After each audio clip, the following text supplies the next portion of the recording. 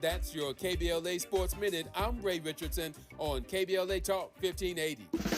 Are you ready to be a part of the conversation that will help shape our nation's future? Get ready to join us for the Left Coast Forum, Saturday, October 25th at LA Trade Tech, where progressive voices will come together to tackle the issues that matter most to working families across Los Angeles and beyond. From economic justice to climate action, from healthcare to housing, we're bringing together the brightest minds and most passionate advocates for real solutions and real change. With workshops, 2 major keynote addresses, and a closing reception with great music and good food. It's the Left Coast Forum, where your voice matters and your ideas take action. Saturday, October 25th at LA Trade Tech. Brought to you by KBLA Talk 1580 and the LA Progressive. The future won't wait, and neither should you. Mark your calendar now to be there and be heard. Stay tuned to KBLA Talk 1580 for more details.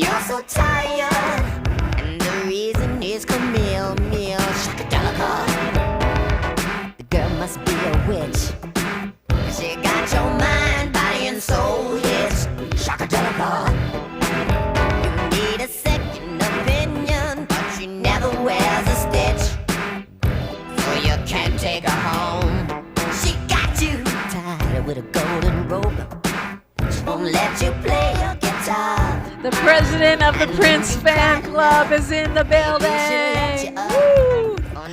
Turning you on the new stuff. Miles said, dig deep for me this time. What's your walk-on song? Shakadelica. She dancing on the Shakadelica. Of course, she is a professor of Pan-African Studies at Cal State LA, the director of Black Lives Matter Grassroots, lead organizer for BLM LA, mother of 2 and 3. I have 3. What am I thinking? I'm thinking of myself. You be telling me, because you know sometimes I'll count the 1 at home. Right. You just say mother of 1, even though you have 3, because the other 2 are in college. Right. Yeah. I was thinking of myself, but mother of 3, you. Yeah, but also unofficial president of the worldwide Prince fan club. Oh, I'm not official. I just think I'm official. Well, it's maybe official Tavis can make mind. you official. He was Prince's friend. Maybe he can anoint you.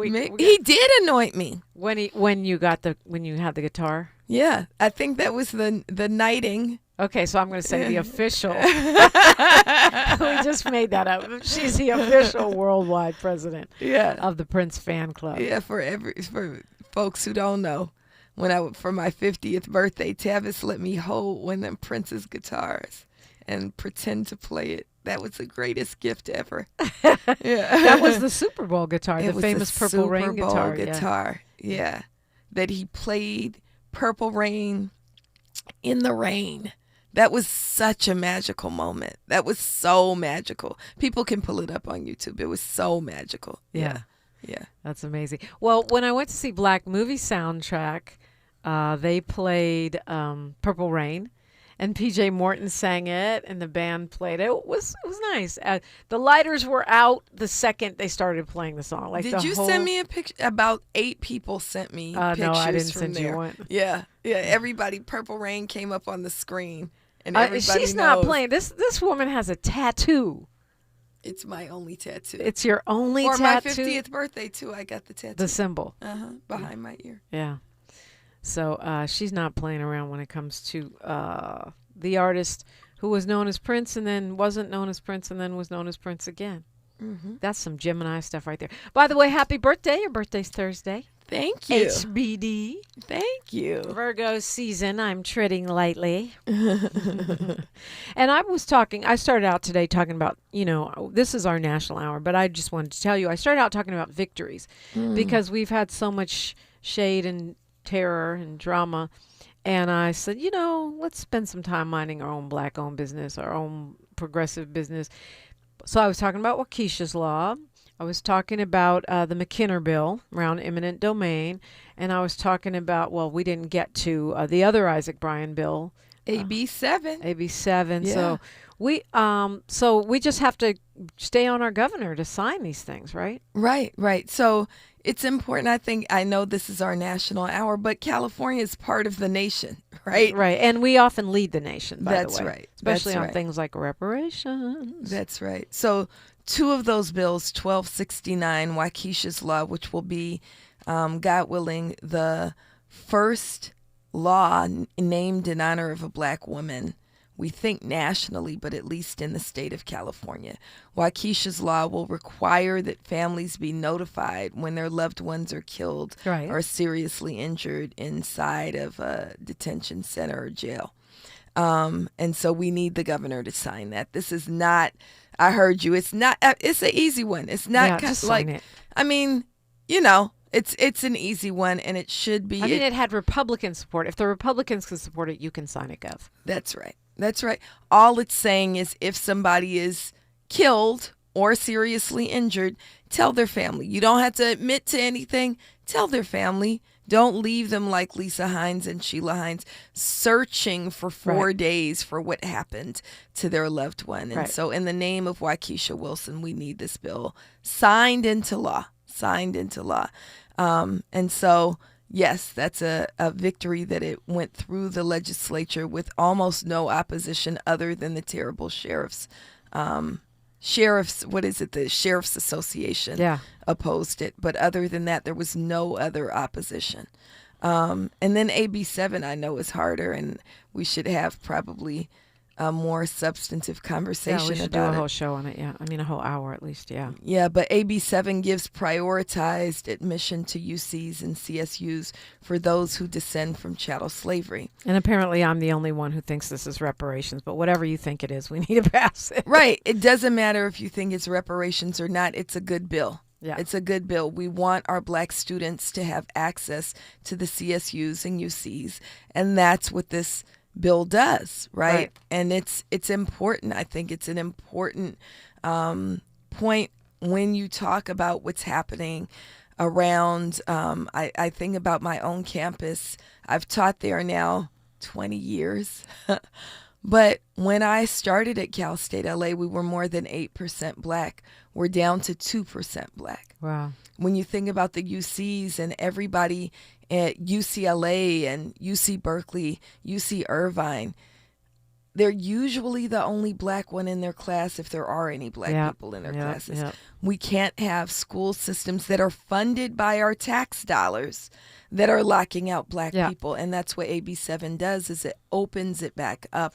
And it's a reparative step. Well, not only that, it's going to test whether or not we can use being descendants of enslaved persons as a legal class for other forms of, wait for it, reparations. Absolutely. It is precedent setting. Yep. So if you want real reparations, even if you don't think this is reparations, and I actually think reparations without a check is not reparations, but if you want the check, then we need this legal class, and that's what's also advanced in this bill. Right, and then I was urging folks also to support the McKinnon bill, which is the eminent domain, right?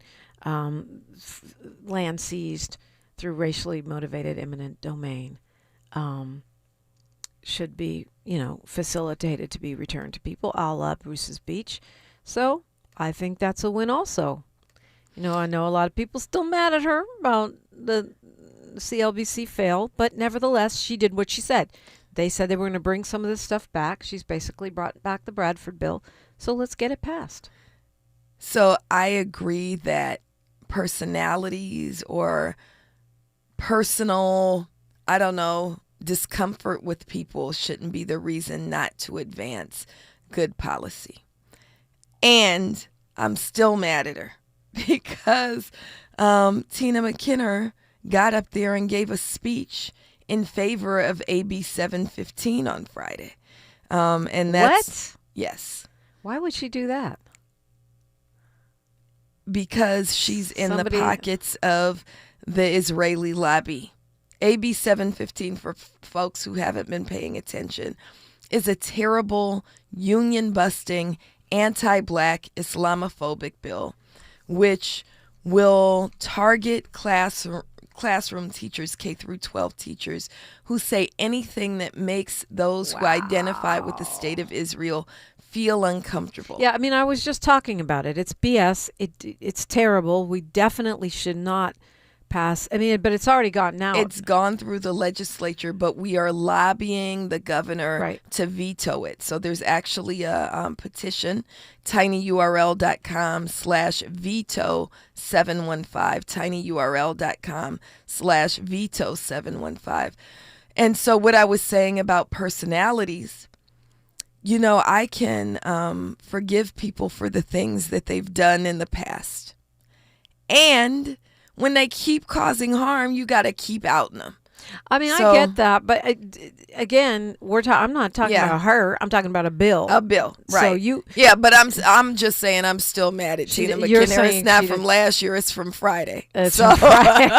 She doesn't get a pass for you. No, she doesn't get a pass. And if there's a good bill, I'm willing to, look the other way. AB 62. But we got to call people into accountability. Wow. We have to say, no, you don't get our support when you continue to sell out our people. AB 715 was opposed by virtually every single labor union. It was opposed by black people, brown people, Muslim folks. The only group that was supportive of AB 715 was a very narrow Israeli lobby. Most of the Jewish folks, because I was there on Friday, most of the Jewish folks who were there were justice-loving Jewish folks like Jewish Voice for Peace, and they were opposed to AB 715. Yeah, the fact that this publication called EdSource, which I used to think was like a sort of more neutral educational publication, says bill to reduce anti-Semitism awaits governor's signature. I don't respect them anymore. Because that's not a fair headline. No. And we got to start following the money. So here's the national news. We know to follow, where does AIPAC money go? American Israeli Political Action Committee. Where does that money go? AIPAC donates to congressional members of Congress. AIPAC is the entity that got Cory Bush primaried out of office, Jamal Bowman primaried out of office. In California, it's called JPAC, Jewish Political Action Committee. And so JPAC money, as well as individual donors from AIPAC, are the ones who back these politicians, who back terrible policies like AB 715. And there's another one that's the internet version, AB 771, which is a censorship bill that also passed the legislature, banning what we can say online. So when we start sharing information about, for instance, there's an effort now to get unionized workers to not transport arms to Israel, right? Right, which we see happening all over Europe, by the way. And Canada, right? It's growing in Canada. It would ban those kinds of things so you can't see it. You remember the deplatforming of Sean King, whose Instagram was snatched. It's now very recently restored. But for over a year, Sean King was deplatformed for speaking out and saying ceasefire, for saying free Palestine, which should be easy. Don't starve people, don't bomb people, right? And now we see the UN saying, yes, Palestine is indeed a state. We'll talk about that when we come forward. Not just that it should be a state, that they're committing genocide over there. That's right. Apparently they wanted to wait till everyone was dead and then say it was a genocide, but we'll talk more on that when we come forward on KBLA Talk 1580. She's reclaiming her time on KBLA Talk 1580. More First Things First with Dominique DiPrima when we come forward. With a KBLA Talk 1580 editorial, I'm Dr. Nicolai Corte. Let's preserve Black land stories before they're lost forever. I want to personally invite you to be a part of something historic. As journalist in residence for the Black Land Lost Narrative Archive Project, I've joined forces with powerhouse attorney and social justice champion George Fothery, the man who helped make history by delivering justice to the Bruce family in Manhattan Beach, securing the first known return of land unjustly taken from Black owners by a local government. That victory was monumental, but it was just the beginning. For generations, Black families have acquired land through grit, faith, and determination, only to lose it through violence, legal loopholes, forced sales, and systematic racism. What's been taken goes far beyond dirt and deeds. It's the erasure of wealth, identity, and legacy. That's why we've launched the Black Land Lost Narrative Archive Project, a national effort to collect, protect, and preserve the stories of Black land lost before they're buried, forgotten, or erased altogether. Because there's power in telling Black stories, there is resistance in remembering, and there's justice in being seen and heard. This is where you come in. We're inviting you to be a part of this historic Black narrative archive. If you or someone you know has experienced land loss, displacement, or forced property sales, your story deserves to be heard and remembered. Your story belongs in this archive. Your truth matters not just to your family, but to our collective future. Visit blacklandlost.org today. Fill out our simple intake form and add your voice to the National Archive of Remembrance, Resilience, and Reckoning. Let's make these stories live on, not in whispers, but on the record. With a KBLA Talk 1580 editorial, I'm Dr. Nicolai Corte, and as always, we welcome your feedback. Whoa, it's you, the Capital One Bank guy. That's what they call me. Mind if I get a selfie? Yeah, sure thing. Say no fees or minimums on your Capital One checking account. Wow, that's a keeper. So, where are you heading? I'm off to spread the good news that Capital One helps people keep more money in their wallet with no overdraft fees. Oh, you're the best Capital One Bank guy. Hey, mind if I get a selfie? Sure. Say, Capital One, what's in your wallet? Terms apply. See CapitalOne.com/bank for details. Capital One N.A. member FDIC. The conversation continues right now with Dominique DiPrima on First Things First. Dr. Melina Abdullah is here. She's the president, official international president of the Prince Fan Club, also the director of Black Lives Matter Grassroots, which is Black Lives Matter. In case you're confused, shouldn't be confusing. Just pay more attention. Black Lives Matter Grassroots is the actual Black Lives Matter. Absolutely, absolutely, especially if you're in places like Georgia where the frauds are on like community service ballots. They don't even live in Georgia, right? But the frauds are on these ballots and pretending to be organizers as they fly in private jets on your dollars.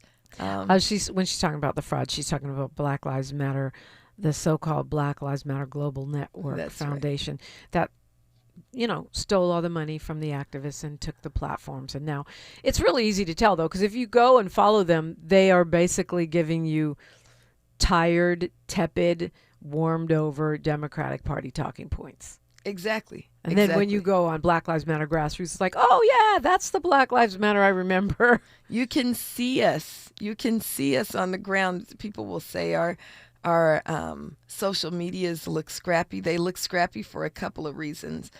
One, because we don't have no money. Right, so we don't have a social media manager who's posting. We're posting from the field where we're actually doing work, right? I don't know how to make a graphic, so I know how to go on Facebook and type in something and keep it short so it winds up on a little template and then screenshot it and make that the picture that's on Instagram, right? Yeah. But also because it's scrappy, because it's real reports from the front lines. It's really what we're doing. It's really about, making sure that we block the Israeli lobby. It's really about advancing reparations. It's really about responding to the fact that 2 young Black men were lynched in Mississippi yesterday. Yeah. Okay. Well, you just taking my agenda and just taking it all over the place. So, well, let's talk about that then, since you went there.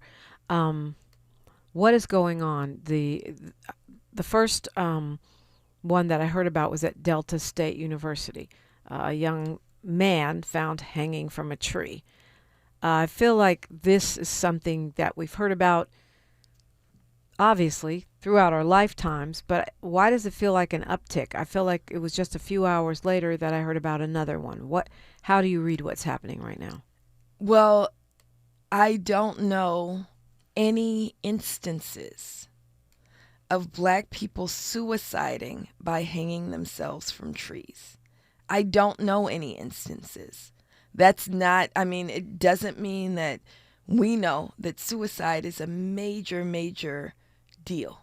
And there's also an uptick in suicide. Right. It's rising particularly among Black men. Right. However, the method is not hanging yourself from a tree in the middle of a campus. That's not generally the way. And we remember there were in 2022 lynchings, hangings from trees in California. And Robert Fuller was one of the names killed in Palmdale.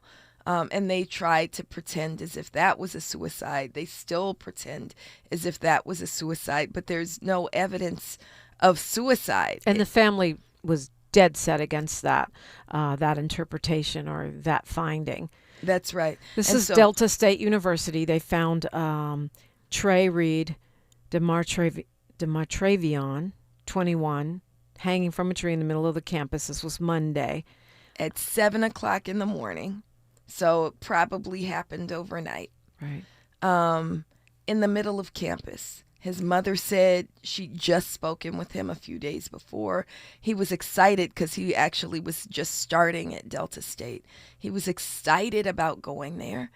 And we know that this is a place in Cleveland, Mississippi, right, where we've seen a goon squad, where there continue to be lynch mobs. And this comes just days after threats to HBCUs. At virtually every single HBCU was threatened by white supremacist cells, which have misplaced anger, right? When you're talking about white on white crime and then they go and target Black universities, that makes no sense. So we saw Trey be lynched, and I'm going to call it a lynching. The news conference that happened just hours after, they said they see no foul play. Well, a Black man's body hanging from a tree is foul play. That's foul play. Right. But then just a few hours after, I think at about 1 o'clock in the afternoon, a few hours away, they found another young Black man hanging from a tree in another area of Mississippi. And so I don't believe that there's a rash of young Black men hanging themselves from trees. I think like we saw in 2020 in California, where there were 2 different hangings that happened. I think that's what we're seeing here. And I think it reminds us to be on alert and demand justice and truth in these 2 cases, but also to ratchet up how we keep ourselves So safe. the second one is in Vicksburg, Mississippi. Which is very close to where we saw the goon squad, Vicksburg. And they say they found a man hanging in a wooded area near a casino. His name is Cory Zukatis. Cory Zukatis. And I haven't seen the usual story, which is that it was suicide yet, but perhaps it is out there. I think I did see it because I was vigorously Googling this morning. So I think I did see that they're suspecting suicide. Now, the young man on the campus, I don't understand how they can say it's not suicide, just not murder. It's not murder. Right. How they can determine that it's suicide within minutes or hours. Like typically when police kill someone, they say, well, we're not going to speak on this pending an investigation. Right. But when these people are found hanged, they just say, no foul play. Right. That's right. That's right. If you see a Black body hanging from a tree in Mississippi, it's strange fruit. That's a song, which refers to the lynchings. Right. Well, yeah, I see here from Super Talk FM in Mississippi, it says, no reports of foul play have been espoused by police, nor have any arrests been made at this time. Talking about Zukatis. So I just feel like in the environment that we're in right now, they should at least give us the courtesy of saying, we are going to investigate this before we make a pronouncement about what happened. Absolutely. And so we're grateful because, so we know part of the reason the police aren't going to investigate, especially in Mississippi, is because when you talk about white supremacist cells, when you talk about KKK members, white supremacists, people who used to wear white sheets and probably still do, right, are also often associated with police forces, right? We know that police descend from slave catchers. We know that the same sheriffs who are investigating are often the white supremacists themselves. And so we cannot rely on the sheriffs, on the police to do these investigations. And so we are launching our own community investigations.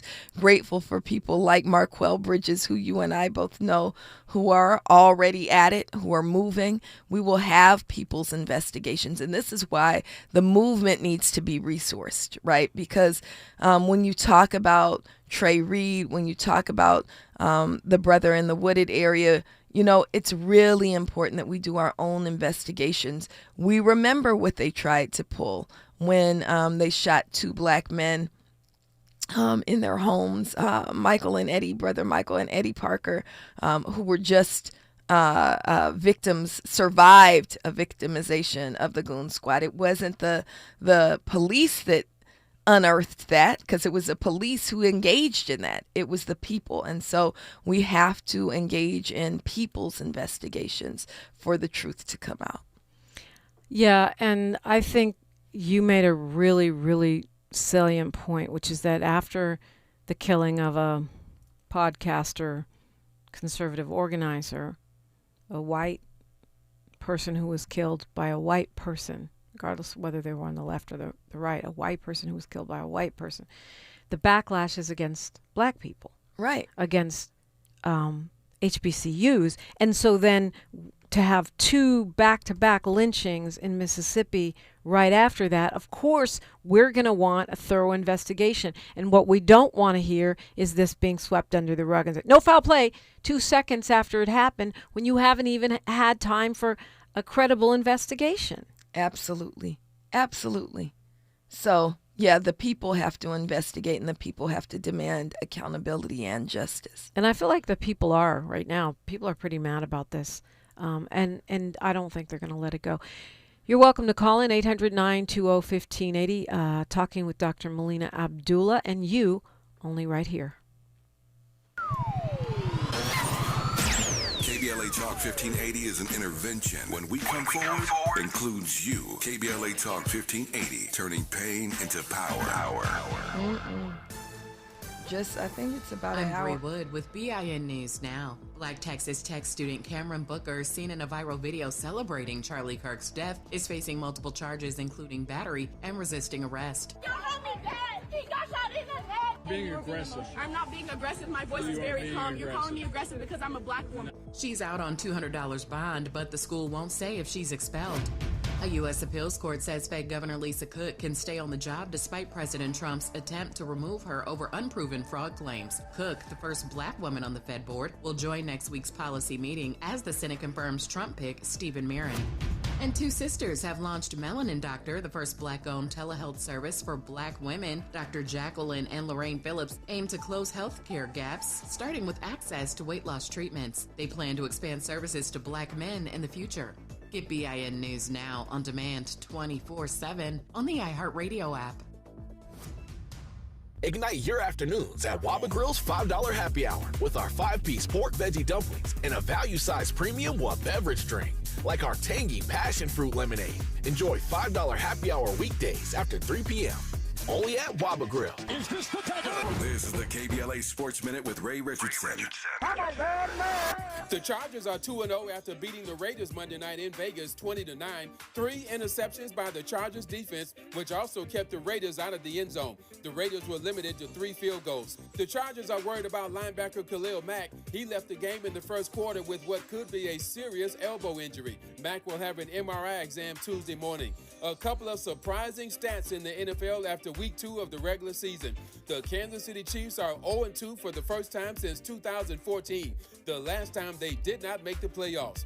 The 2-0 Indianapolis Colts are the first team since 1966 to play their first 2 games without having to punt. The Colts are averaging 31 points per game and have made 3 of 5 fourth down conversions. The Dodgers lost at home to Philadelphia 6-5 in 10 innings. The win clinched the NL East title for the Phillies.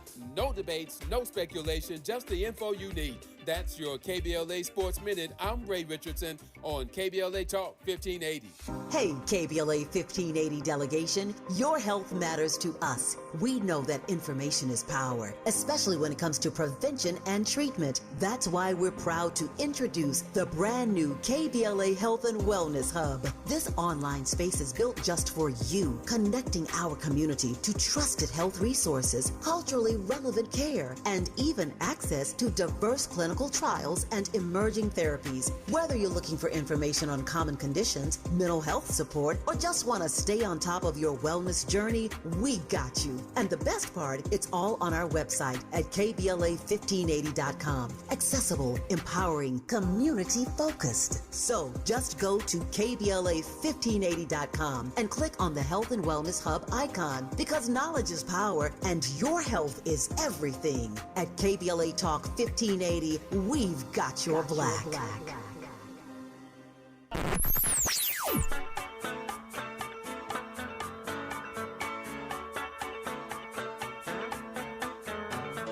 This is KBLA Talk 1580. Talk radio that's music to your ears. We're unapologetically progressive. KBLA Talk 1580. I'm still going for it, even with higher stroke risk from atrial fibrillation, an irregular heartbeat not caused by a heart valve problem. Over a 3-year study, Eliquis apixaban tablets reduced stroke risk better than warfarin, and over 97% of Eliquis patients did not experience a stroke. A first stroke occurred in 2.9% of warfarin patients versus 2.3% of Eliquis patients. Don't stop prescription Eliquis without asking your doctor. Stroke risk may increase. Eliquis can cause serious and potentially fatal bleeding. Don't take if you have an artificial heart valve, abnormal bleeding, or antiphospholipid syndrome.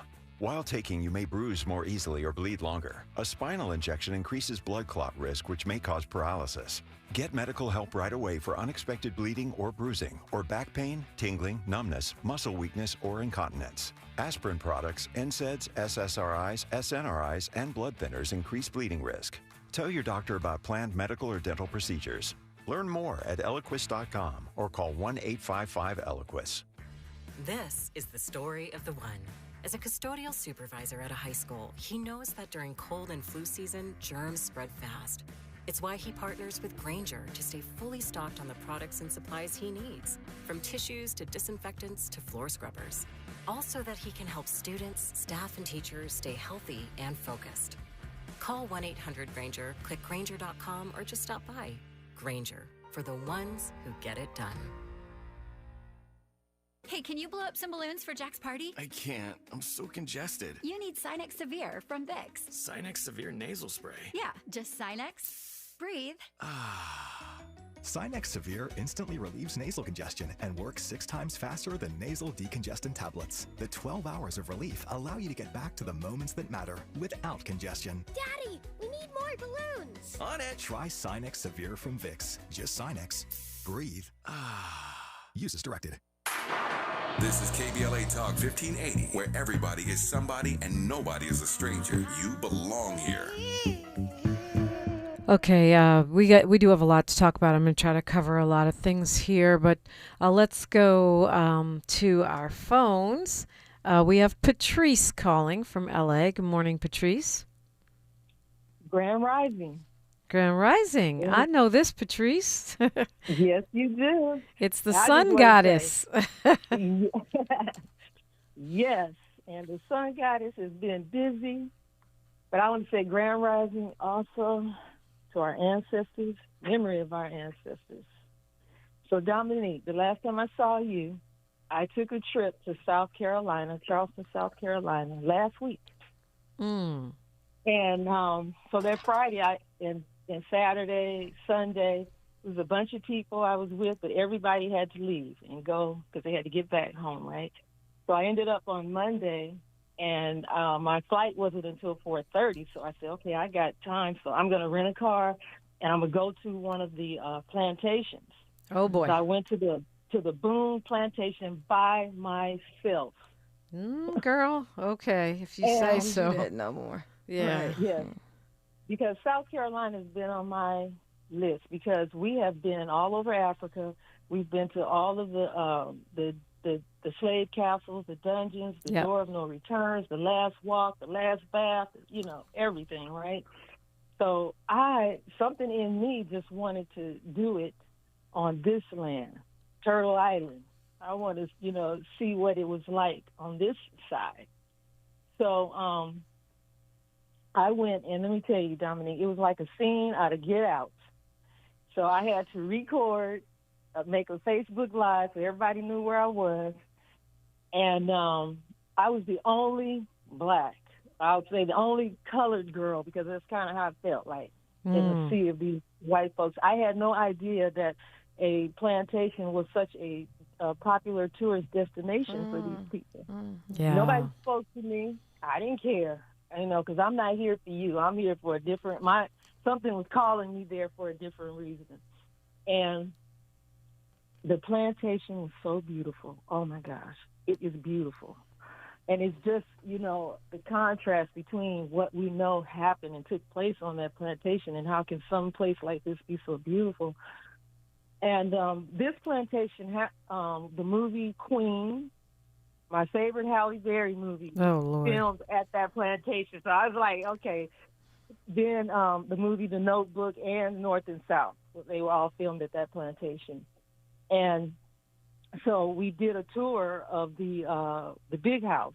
And I was, like again, I said I was the only colored girl. But then once we got inside, I saw a black woman standing in there with the broom so she could sweep out the sand after we left.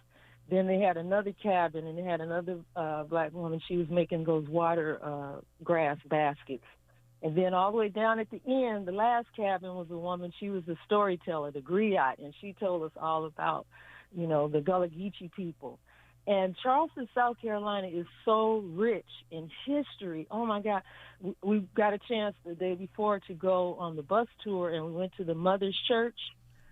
And I had no idea that church was so beautiful. You have to see it, and the street that it's on, and you're like, what? It's on this street, And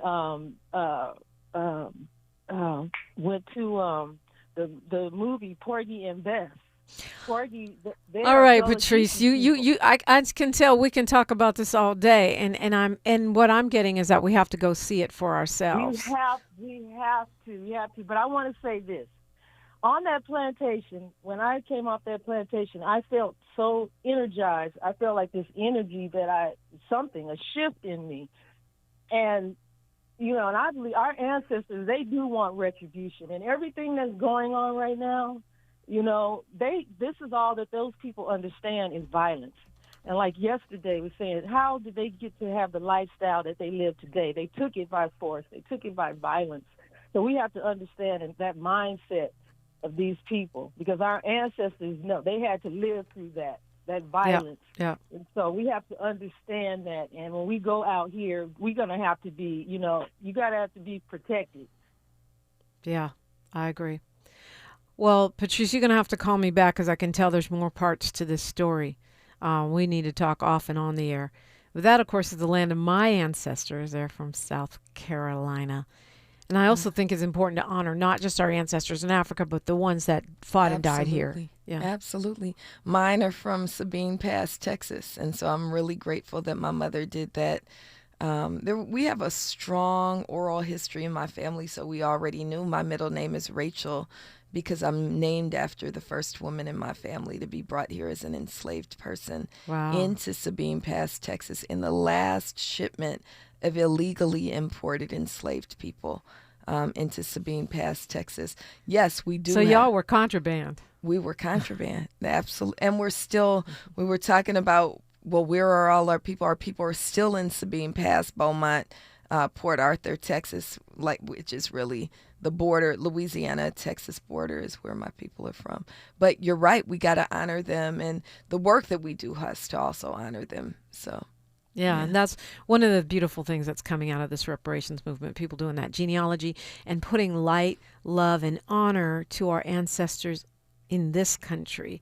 Shout out Enoch Archie, the patriarch of my family, who went from being on a plantation to being a county commissioner somehow. He went from enslaved to county commissioner. So I think we've always been workaholic overachievers is what I get from that. 800-920-1580. Okay, so I'm going to ask you this. I started this before news, traffic, and sports, which is that the UN has officially, UN Commission has officially said now that according to their investigation, Israel has committed genocide against Palestinians in Gaza. It's a 72-page report. It was released today. And it found that Israel's committed 4 genocidal acts: the killing of Palestinians, causing Palestinians serious bodily and mental harm, deliberately inflicting on the group conditions of life calculated to bring about its physical destruction in whole or in part, and imposing measures intended to prevent births within the group. It seems like almost all of Gaza has been obliterated. So many people dead, between 65,000 and 600,000, depending on which. 680 was one estimate, right? By one analysis which was published in the medical journal Lancet. So to me, it's is it too late to make that declaration? I mean, what is this going to do? What do you make of it? I don't think it's ever too late. It's we have to keep pushing, and there's just now people who are starting to say ceasefire, right? I do want us to uplift, because you started the show by recognizing victories, that 2 years ago, after October 7th, the vast majority of Americans were siding with Israel that was bombing Gaza, bombing Palestine, that was taking Palestinian land, right? So the majority of Americans had been trained and socialized to believe that Israel was correct. The numbers are now something like more than 70% don't agree with the so-called state of Israel. More than 70% of Americans want there to be a ceasefire, want an arms embargo, right? And you see this kind of growing. So now when you talk about what the Israeli interests want, that is out of sync with what Americans want. I think that we need to lift up movement. We need to lift up people like, one of my favorite people on this planet is a brother named Chris Smalls, who his name doesn't fit him at all because he's a giant, right? Yeah, but he was. Even at the Emmys. Yeah. Javier Bardem, the Hannah Jewish Einbinder, actress, yeah, and also Megan Stalter. Right. These are all big name Hollywood actors, and they're saying free Palestine. They're saying free Palestine, and I want to uplift what regular people have done, right? Yeah. So the reason I was talking about Chris Smalls is because he was just a regular Amazon warehouse worker who decided that they should be unionized, and unionized Amazon, defeating the richest man in the world, right? The richest man in the world, Jeff Bezos, had declared war on him, and Chris Smalls won. But Chris Smalls also recently was on a freedom flotilla to try to deliver food aid to Gaza, right? They wound up as the only black man on that freedom flotilla. The Israeli military, the Israeli occupation forces snatched him off of that freedom flotilla, arrested everybody, but held Chris Smalls, beat him, held him for days, and he was finally released. This was a few weeks ago. Now there are many freedom flotillas, right? 2 indigenous women are on the freedom flotillas. These are just regular people who are saying we're going to do whatever we can to stop starving Gaza. Now dock workers are saying we're not going to deliver arms to Israel. Now unionized workers are saying we're not going to be complicit in a genocide. Regular people are moving it forward, so it's not too late. I know it's a long answer to your question. It's not too late. We should always stand on the side of right and remember that it's the regular people who are going to stop the genocide and actually free Palestine. Yeah, I mean, to me, like the too late piece was about, you're gonna say it's genocide when all these people are dead. Right. But yeah, I received the point you're making, and regular people are speaking out at a time when regular people are being arrested and fired, criminalized and demonized for speaking out, and the LA Times actually had a really good article about this because, as it turns out, most people have very little to no workplace protections. If you post something on social media or you say something, most people can be fired for that. Most people can be fired for that, and even the protections we thought we had are being eroded. So 2 unionized bus drivers here in Los Angeles have been fired for refusing to open their bus doors to ICE agents, right? These are unionized workers, right? So there are real repercussions that come from speaking out. I think it's really important that we figure out what are we willing to do, because there's lines that are going to have to be crossed and there's sacrifices that are going to have to be made. That are being made right now as we speak. I mean, when you talk about AB 715 in this environment, you've already got people being fired for saying something about Charlie Kirk or blocking ICE agents or speaking about Palestine, right? Any of these things, or other things too, saying something about the doggone president. Now you want to add a group that's going to police what teachers and students can say on campus. It's like our rights are shrinking from all sides, and I think we really have to stand real firm. Right. This is a fascist state. We are in fascism. We are in full-fledged fascism. It is not on the horizon. It's here. The only thing that ever defeats fascism is resistance. Be a student of history, right? You can't cower in a corner. You can't try to find some space, a comfortable place of oppression, right? We have to fight fascism full on, right? And also understanding the environment, because we like to run around and say, oh yeah, it's a free country, we have free speech. Yes and no. First Amendment doesn't apply in private workplaces, apparently. For the most part. Not even for the press, because you have that columnist from the Washington Post who was fired. Karen Ataya, right. For quoting. It was a quote. It was a direct quote. And she's a columnist, an opinion columnist. Yeah. Yeah. That's insane. Right. I mean, so, and sometimes that's good. You see some people going N-word, N-word, N-word, N-word, they get fired, but that's an at-will. Most employees are at-will employees, most of us.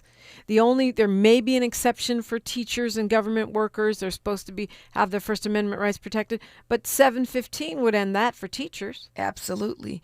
Absolutely. So this is why we have to strengthen our labor unions, right? Mm-hmm. Labor unions, even though, we're talking about unionized bus drivers who were fired, we're also talking about classroom teachers who, in advance of 715, are being challenged and brought up for doing things like having Palestinian flags in their rooms, right? That you can have any other flag. Right. But what unions do is at least you're not fighting on your own. That's true. I mean, and then I think about, like, right now, the Defense Department has announced a zero tolerance policy for any posts or comments from troops that seem to be making light of or celebrating the killing of Charlie Kirk. Well, so now there's a special carve out for one individual, and certain nations have carve outs. And so is free speech, what is free speech? If it's, you know what I mean? If it's being regulated and we don't know, what is the criteria? Right. Like you can, you know what I'm saying? You and these are the same people who won't protect real protected classes, right? Like, I haven't said hardly anything about Kirk, but being an a-hole is not a protected class. Being black is a protected class. Supposedly. Right. These same organizations have not legally protected classes, but they're creating an actual fake class for our white supremacists. They're calling it political violence and likening it to racial violence. And meanwhile, a student, I think 19-year-old or 18-year-old at Texas Tech being arrested for making fun of people at a vigil for a podcaster. Not a nice thing to do, but that's what teenagers do. Now you go to jail for that? Go to jail and get kicked out of school. That's crazy. That's crazy, but we also know, and now I'm going way off the deep end, but this is why my kids can choose any college they want. Mama will pay for an HBCU. There are some protections, even though they're the targets of white supremacist cells right now. HBCUs are the safest places for our children because, I wanted to bring up Texas Tech. Texas Tech is also the place where Erskine Jenkins was murdered. Erskine Jenkins, the 19-year-old black child. Beautiful young man. Beautiful young man. Texas Tech has a history of not protecting black students. And so it's not coincidental that this happened on the campus of Texas Tech. And that the doggone governor is celebrating the arrest of a teenager on a college campus. We are in some weirdo times right now. That's just weirdo stuff. I want to talk about some actions you have coming up when we come forward. Actually, today and tomorrow. Today, yes. Yeah, we'll get to that when we continue on KBLA Talk 1580. More of First Things First with Dominique DiPrima when we come forward. Hi, I'm LA City Councilmember Curran Price, inviting you to the 30th anniversary of the Central Avenue Jazz Festival, Saturday, September the 20th, from 11 a.m. to 7 p.m. We've got 4 pavilions, 3 stages of live music, plus food, fun, and a marketplace all along historic Central Avenue between MLK Boulevard and Vernon Ave. Our featured acts this year are Gregory Porter, Pancho Sanchez, and Jasmine Horn at the 30th anniversary of the Central Avenue Jazz Festival, Saturday, September 20th, 11 a.m. to 7 p.m. along Central Avenue between MLK Boulevard and Vernon Avenue. Come out and bring the whole family because this legendary celebration is free. For more information, go to centralavjazzfest.com. I'm LA Councilmember Curran Price, and I absolutely approve this message. So many things, big and little, make you uniquely you. Your hobbies, dreams, career, family, and more. Addiction to drugs, including opioids and stimulants, can strip these away from you. Recover your life. Choose treatment for drug addiction and get back to what matters most. Find a provider and proven treatment option that's right for you at choosechangeca.org. Recover you. We've got a lot to talk about.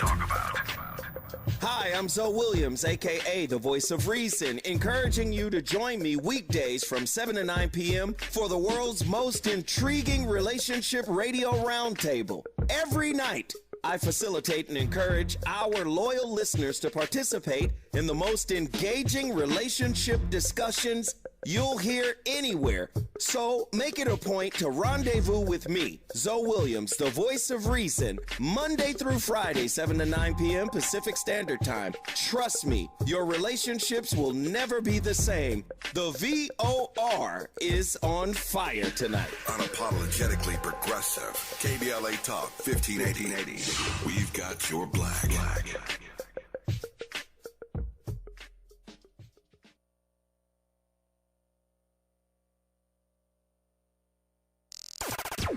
Broadcasting live from Leimert Park, USA. Welcome back to your home for unapologetically progressive radio, KBLA Talk 1580. All right. There's so much to talk about that we don't have time for. But what's happening today at the Los Angeles Police Commission? So we're headed to LA Police Commission, which meets every single Tuesday at 9:30 in the morning. We're going there to raise our voices and get as much in for public comments as we can. But we only got 30 minutes there because at 10 o'clock we got to go across the street to LA City Council where Errol Southers, the absolutely terrible Israeli trained former FBI agent, a skinfolk who ain't a kinfolk, is being considered for reappointment to the Los Angeles Police Commission. We know that he's really one of the architects of this false category called Black identity extremism. We know that he's one of the people who's made it a virtual crime to be Muslim in this country. We know that much of what Trump has done around targeting people and using the term homegrown terrorism is Errol Souther's work. He actually has a book on homegrown terrorism where he says anybody who is Muslim in this country has the great potentials to be what he calls a homegrown terrorist. So we don't think he belongs on the LA Police Commission. He's also the one who blacked, remember there was a Muslim valedictorian speaker at USC that got blacked for speaking and then canceled the graduation and called police on protesters. That was all the work of Errol Southers. So we're going to City Council today at 10 o'clock and saying, block Errol Southers, oppose Errol Southers. We had one council member on the committee level, Hugo Soto Martinez, who voted no on Errol Southers. Now it goes before full city council, and we're hoping that some of those council members will have some courage and vote no on Errol Southers. People can also try to block him and make their voices heard by going to tinyurl.com/remove Southers, and Southers is spelled Southers, Southers, tinyurl.com/remove Southers. And then, of course, every Wednesday. Every Wednesday, we protesting outside of the Hall of Injustice. We're protesting police associations, which are not unions, and we're protesting this terrible district attorney, Nathan Hockman, that is now saying he's reinstating what they call gang enhancements. So he'll be locking people up at a time when crime is down in double digits. By double digits, he's going to be locking people up, not for the crimes they supposedly committed, but for the neighborhoods they lived in, for the colors that they wear, and for the people who are sometimes in their own families. And so we're there every single Wednesday at 4 o'clock, and we want people to join us there, raise our voices, and protest. Yeah, and of course they can tap in on socials. Socials are BLM Los Angeles on Instagram, BLM LA on X, and then for what we're doing around the world, because we're 52 chapters around the world, BLM Grassroots, for all of the work that BLM Grassroots, which is a real Black Lives Matter, is doing all around the country and world. Yeah. You guys even have a chapter in Sweden now. We're going to visit that chapter. Oh, we're so excited. We're going to bring back some Swedish fish. I didn't even know there were Black people in Sweden. I'm sorry to say, but I guess we're everywhere. We're everywhere. We're everywhere. We don't die. We multiply. Absolutely. Thank you for coming in, Dr. Melina Abdullah. It's always great to see you. Can we, and thank you for uplifting the music and the legacy of Prince. Absolutely. Thank you. Thank you. All right. We're talking Haiti and more when we come forward. I'm joined by Monica Kleska. That's next on KBLA Talk 1580. KBLA 1580 Santa Monica. I'm Bree Wood with BIN News Now. Black Texas Tech student Cameron Booker, seen in a viral video celebrating Charlie Kirk's death, is facing multiple charges, including battery and resisting arrest. Your homie dead. He got shot in the head. Being aggressive. I'm not being aggressive. My voice is very calm. You're calling me aggressive because I'm a Black woman. She's out on $200 bond, but the school won't say if she's expelled. A U.S. appeals court says Fed Governor Lisa Cook can stay on the job despite President Trump's attempt to remove her over unproven fraud claims. Cook, the first Black woman on the Fed board, will join next week's policy meeting as the Senate confirms Trump pick Stephen Mirren. And two sisters have launched Melanin Doctor, the first Black-owned telehealth service for Black women. Dr.